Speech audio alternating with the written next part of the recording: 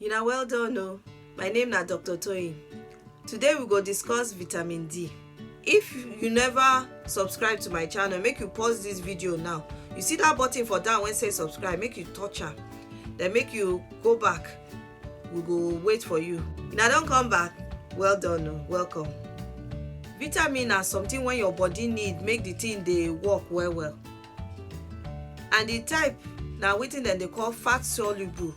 E mean say na the fat for the body dey make the vitamin D dey work well well. If you no get enough of this vitamin D, na very common thing, in that na the most common wetin dem dey call nutritional deficiency wey dey this world. This vitamin D, e dey good well well. E be say e dey help things wey dem dey call calcium and phosphorus for body make the thing dey work well well. And that one dey help the muscle and the bone for the body to work well well. This vitamin D, e get two form. One wey dem dey call D3, another one dem dey call D2. The D3, you fit get am from sun, and I go show you how you go fit get am. When you chop cholesterol, e dey become 7-dehydrocholesterol for skin. When this one come meet sunlight, e go come become cholecalciferol. When the cholecalciferol for inside liver and kidney for body, e go come become small piece, and na im be 1,25-dihydroxyvitamin D3.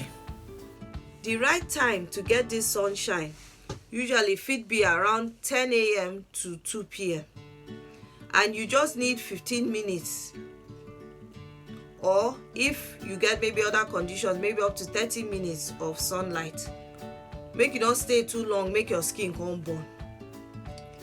The D2 and the D3, you fit get am from food too, and na food like fish wey get oil well well, things like mackerel, tuna and salmon, dem dey get am well well. Other food like egg yolk, milk and mushroom, even meat sef, dem dey get this vitamin D. E get some place when dem dey chook the vitamin D inside food, wetin dem dey call fortified, and things like cereal, like fat spread and yogurt, e fit get this vitamin D inside. If you no get this vitamin D for your body, wetin go happen? You go just see say you go tire. Any small thing you do, you go just tire. Sometimes all your bone, all your body go just dey pain you somehow. Make you go check, maybe na that vitamin D you no get plenty for your body. E get some things when be say if e dey, this vitamin D, e fit not dey plenty for your body. You know say I don talk before say the skin dey absorb am. So if to say you don dey old, your skin no go fit dey take am inside. So increasing age, that one you dey risk for vitamin D make e no reach for your body. Then if to say you get dark skin, e get wetin dey make the skin dark when dem dey call melanin. That melanin, e dey absorb the vitamin D. So if e dey absorb am, plenty no go come enter the body well. So you go see say people wey get dark skin, dem need more vitamin D than those when their skin white well well. If you get problem with your intestine, when you no fit absorb the food well, things like celiac disease or Crohn's disease, or even if you don do surgery for inside your belle, sometimes you no go fit absorb this vitamin D for inside the body. So that one too, you fit get small level of vitamin D. If you get belle, you fit dey at risk make your vitamin D not dey enough for your body, or you dey breastfeed, e fit not dey enough. Sometimes if you dey use sunscreen make the thing plenty, that one too you fit not get enough, because the sunscreen don cover the body, you no go fit absorb the vitamin D.